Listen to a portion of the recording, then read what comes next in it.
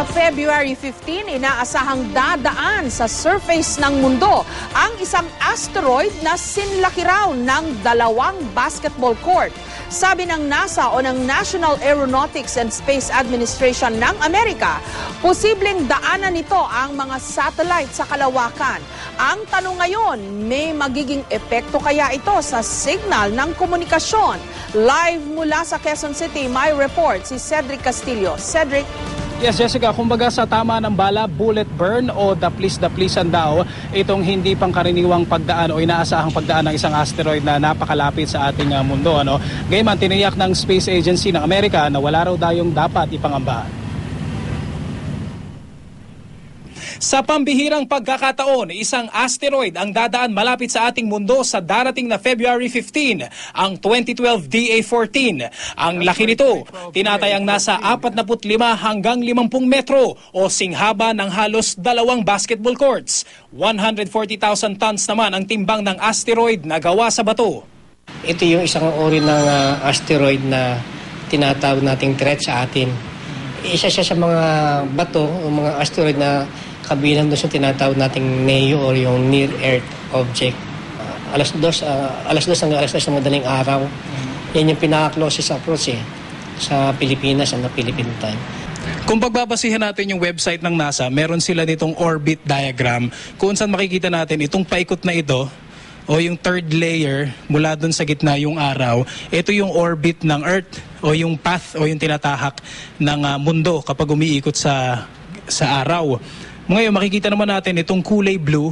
Ito yung path naman o yung orbit ng 2012 DA-14 na asteroid. At some point ay magi-intersect yung 2 path na yan ng asteroid at saka ng Earth sa puntong ito. Makikita natin. Diyan sila magi-intersect o kumbaga magkukruise yung kanilang mga landas. At itong puntong ito ay matsetsempo sa February 16 date o oras dito sa Pilipinas, 2013.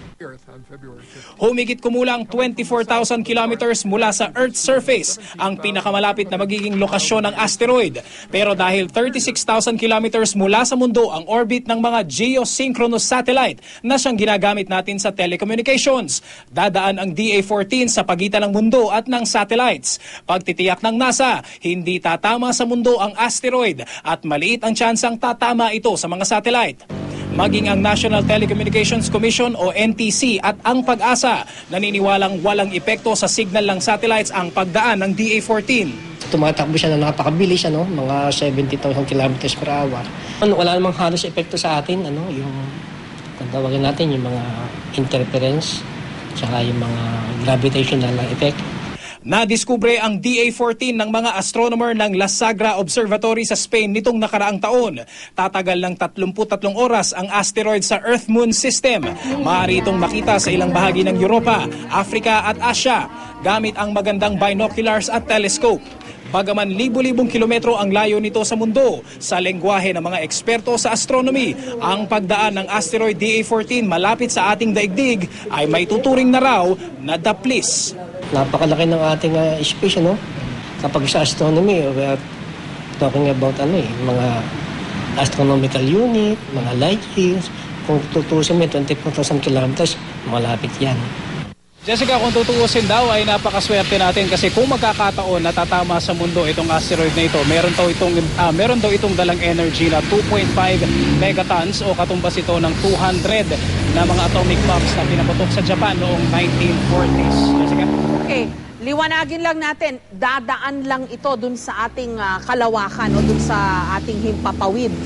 Malayo pa nga yata sa himpapawid natin Hindi ito babagsak sa mundo kasi baka maraming matakot, Cedric. Tama, Jessica. Tinatayan ng mga 24,000 kilometers. Higit pa to dun sa, kumbaga, yung diameter ng mundo natin na 12,000 kilometers. So, napakalayo kung tutuusin, Jessica. But, kumbaga, pag-uusapan natin dun sa astronomical point of view, ay sinasabi nga nila, bullet burn lang daw ito o daplis na daplis kasi napakalawak ng universe natin. So, yung 24,000 kilometers na yon ay halos napaka-insignificant ng distance na yon, Jessica. So, wala tayong dapat ikabahala. Malinaw yan, Cedric.